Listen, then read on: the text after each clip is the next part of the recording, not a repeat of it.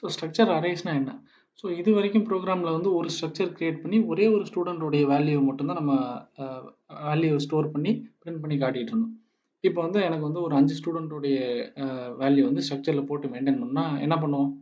So யூஸ்வலாக வந்து ஒரு 2 இன்டிஜர் வேரியபிள் மட்டும் கிரியேட் பண்ணால் என்ன பண்ணுவோம்? ஏ, பின்னு சொல்லி வேரியபிள் கிரியேட் பண்ணிடுவோம். இதுவே 10 இன்டிஜர் வேரியபிள்னா ஆப்வியஸாக நம்ம வந்து என்னக்கு போவோம்? அரேஸ் போவோம். ஒரு இன்டிஜர் அரே கிரியேட் பண்ணுவோம்.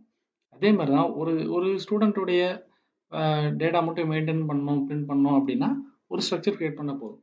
10 ஸ்டூடெண்ட்டுடைய டேட்டா வந்து ஸ்ட்ரக்சர்ஸில் மெயின்டைன் பண்ணணும் அப்படின்னா ஸ்ட்ரக்சர் அரேஸ்க்கு தான் போகணும். ஸோ ஸ்ட்ரக்சர் அரேனா என்னன்னு சொல்லியிருக்காங்க பாருங்க. Several structure variables together form structure array. So this helps us to maintain real world entities well. ஏன் ரியல் வேர்ல்டு என்டிட்டின்னு சொல்லியிருக்கோம்? ஸோ ஒரு லைப்ரரி புக்கில் இருக்கிற டேட்டாவாக இருக்கட்டும். ஸோ லைப்ரரி புக்கு, இந்த புக்கு நேம் என்ன, புக்குடைய ஐடி என்ன, எப்போ டிஸ்பேச் ஆகிருக்கு, அதாவது எப்போ வந்து கொடுத்துருக்கோம், இன்னும் எப்போ திருப்பி ரிட்டர்ன் வந்து சேரும். இந்த மாதிரி லைப்ரரி புக்குன்னு ஒரு அட்ரிபியூட் இருக்குது.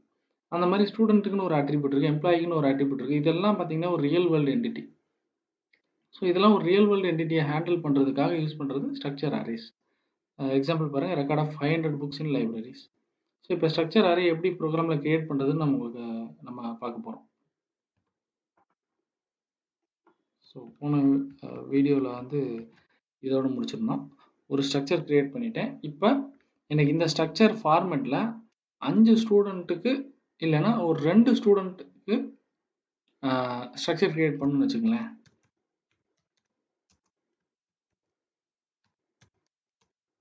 ஸ்டூடெண்ட் ஆஃப் எஸ் ஆஃப் அப்படின்னு கிரியேட் பண்ணலாம். அப்படின்னு என்ன அர்த்தம்?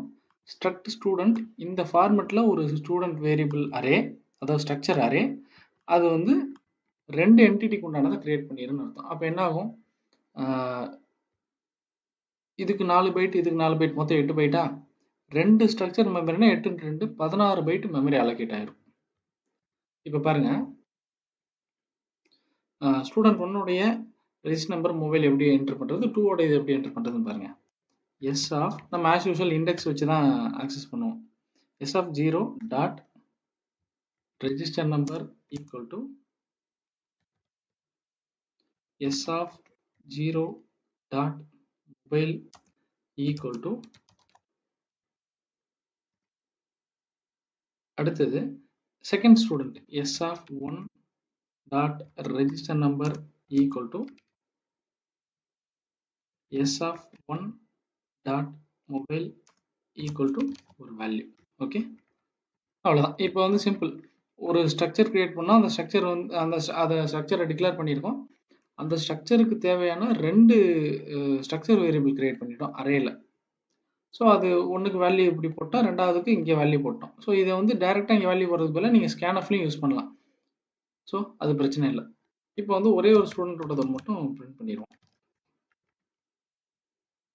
%d space %d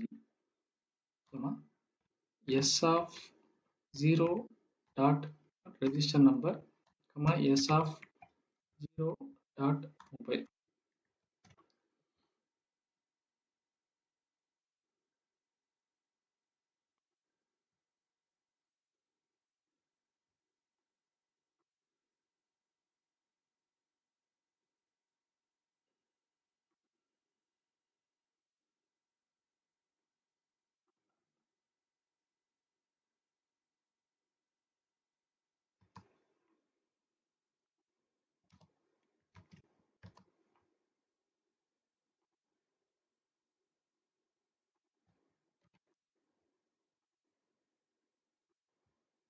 so answer வந்துருச்சா?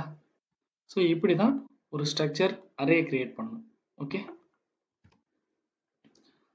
ஸோ வேறு ஏதாவது கிளாரிஃபிகேஷன் இருந்தாலும் கீழே கமெண்ட்டில் டைப் பண்ணுங்கள். நன்றி, வணக்கம்.